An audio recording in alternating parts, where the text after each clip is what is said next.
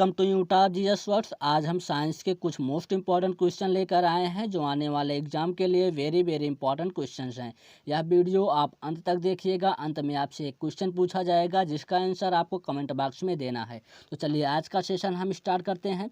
पहला क्वेश्चन है, berry berry रोग किस विटामिन की कमी के कारण होता है? तो बेरी बेरी रोग जो है विटामिन B1 की कमी के कारण होता है, जिसका रासायनिक नाम है थायमीन। यानी जिसका रासायनिक नाम क्या है? जिसका रासायनिक नाम है थायमीन। और विटामिन ए का रासायनिक नाम है रेटिनॉल। विटामिन सी का रासायनिक नाम है स्कर्बिक एसिड। विटामिन B12 का रासायनिक नाम है साइलोकोबाल्मिन। चलिए आगे नेक्स्ट क्वेश्चन देखते हैं। अगला क्वेश्चन है, पेप्सिन क्या है? पेप्सिन एक प्रकार का एंजाइम होता है जो प्रोटीन को पेप्टोन में परिवर्तित करता है। हार्मोन्स क्या होता है? हार्मोन्स हमारे शरीर में वृद्धि में सहायक करता है। यानी विटामिन क्या होता है? विटामिन जो है हमारे शरीर में रोगों से लड़ने में क्षमता प्रदान करता है। पोषक तत्व क्या होता है? यानी पोषक तत्व जैसे प्रोटीन, विटामिन, वसा, कार्बोहाइड्रेट, ये सारे जो होते हैं पोषक तत्व होते हैं। यकृत में होता है, किंतु इसका संग्रह कहाँ होता है? तो ग्लूकोज का जो है परिवर्तन ग्लाइकोजन में होता है।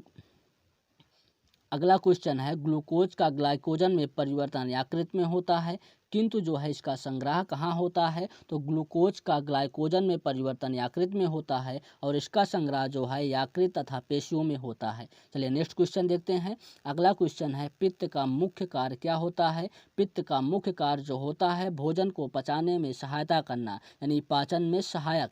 और पित्त का निर्माण जो होता है वो यकृत में होता है, बट या इकट्ठा कहाँ होता है? पित्ताशय में होता है। तो एग्जाम में कई बार पूछा गया है पित्त का निर्माण कहाँ होता है? तो पित्त का निर्माण जो होता है वो यकृत में होता है, बट इकट्ठा कहाँ होता है? पित्ताशय में होता है। चलिए नेक्स्ट क्वेश्चन देखते हैं। अगला क्वेश्चन है, जनन क्षमता में कमी होती है, यानी पुरुषों तथा महिलाओं में जो जनन क्षमता में कमी होती है वो विटामिन ई के कमी के कारण होता है, जिसका रासायनिक नाम है टोकोफेरॉल। और विटामिन ए का रासायनिक नाम है रेटिनॉल। विटामिन बी का रासायनिक नाम है थायमीन। विटामिन के का रासायनिक नाम है फिलोक्विनोन। चलिए आगे देखते हैं। अगला है, देखिए दूध दो प्रकार का होता है, एक सफ़ेद होता है, एक पीला होता है। तो सफ़ेद दूध में कौन सा प्रोटीन पाया जाता है? तो केसिन। और पीले दूध में कौन सा प्रोटीन पाया जाता है? तो कैरोटीन। चलिए अगला क्वेश्चन देखते हैं। अगला क्वेश्चन है, किस विटामिन को हार्मोन्स भी कहा जाता है? तो विटामिन डी को जो है हार्मोन्स भी कहा जाता है। विटामिन डी का रासायनिक नाम है कैल्सीफेरॉल। चलिए अगला क्वेश्चन देखते हैं। अगला क्वेश्चन है, मलेरिया रोग का प्रमुख कारक क्या है? तो मलेरिया रोग का प्रमुख कारक है प्लाज्मोडियम। प्लाज्मोडियम जो है ए मादा एनाफिलीज मच्छर में पाया जाता है। और लिस्मानिया जो है लिस्मानिया के कारण कालाजार होता है, यानी काली बुखार होता है। और बेब्रियोकोमा जो है ये हैजा की बीमारी को उत्पन्न करता है। चलिए आगे देखते हैं। यांत्रिक ऊर्जा को विद्युत ऊर्जा में बदलता कौन है? तो विद्युत मोटर जो है यांत्रिक ऊर्जा को विद्युत ऊर्जा में बदलता है। चलिए अगला क्वेश्चन देखते हैं। हृदय में विकार का पता लगाने के लिए किसका प्रयोग किया जाता है? तो हृदय में जो है विकार का पता लगाने के लिए ECG का प्रयोग किया जाता है, यानी ECG इलेक्ट्रोकार्डियोग्राफ। और पेसमेकर जो होता है ये हृदय की गति को मापने में काम आता है। CT स्कैन जो होता है ये पूरे शरीर का चेकअप किया जाता है। तथा जो है EEG का फुल फॉर्म होता है इलेक्ट्रोइंसेफलोग्राफ होता है। चलिए अगला क्वेश्चन देखते हैं। अगला क्वेश्चन है, निम्नलिखित में किस रंग की तरंग दैर्ध्य सर्वाधिक होती है? तो लाल रंग का तरंग दैर्ध्य सर्वाधिक होता है और बैगनी रंग का तरंग दैर्ध्य सबसे कम होता है। चलिए अगला क्वेश्चन देखते हैं। अगला क्वेश्चन है, सूर्य के प्रकाश में किस रंग का प्रकीर्णन सबसे अधिक होता है? तो सूर्य के प्रकाश में बैगनी रंग का प्रकीर्णन सबसे अधिक होता है और लाल रंग का प्रकीर्णन सबसे कम होता है। प्रकीर्णन और तरंग दैर्ध्य एक दूसरे के विपरीत होते हैं, यानी तरंग दैर्ध्य जो होता है वो एक दूसरे के विपरीत होता है। यानी जिस रंग का प्रकीर्णन सबसे अधिक होगा उसका तरंग दैर्ध्य सबसे कम होगा, और जिस रंग का प्रकीर्णन सबसे कम होगा उसका तरंग दैर्ध्य सबसे अधिक होगा। चलिए अगला क्वेश्चन देखते हैं। अगला क्वेश्चन है, निम्न में से दूध में कौन सा अम्ल पाया जाता है? तो दूध में जो है लैक्टिक अम्ल पाया जाता है।